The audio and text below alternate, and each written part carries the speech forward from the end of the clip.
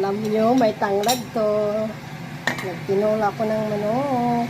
Mas manok. Kaso hindi lang to manok na Bisaya. Manok lang dito yung ano. Yung basta yung broiler chicken. Yung dito sa Taiwan. Yung broiler ba ang tawag niya? Ayan, may tanglad siya guys. Yan yung tanglad ko guys. Yung kinuha ko dun sa labas. Naano na siya, nakatali yung kanina eh. Hindi na siya natali, nabungkag na.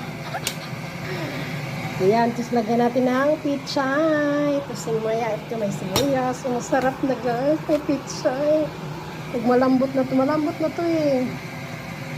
Pinalambot ko yung manok para masarap maghigop. Diba? May tanglad, mabango siya. Hindi na natali yung tanglad ko. Ayan, meron pang green chili. Ayan, masarap na to. Tapos lagyan natin ng pichay. Pwede na yung maya-maya. Lagay ko na yan. Malambot na yata yan. So, lagay na natin.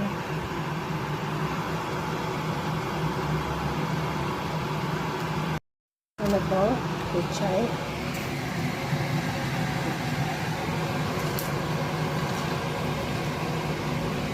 Mahaba din pagka-ano.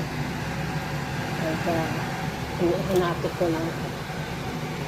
Ayan guys, diba? Meron na tayong sabaw na manok. Tsaka tinolang manok, maganda sana kala munggay o malunggay, wala eh. So ganyan na lang.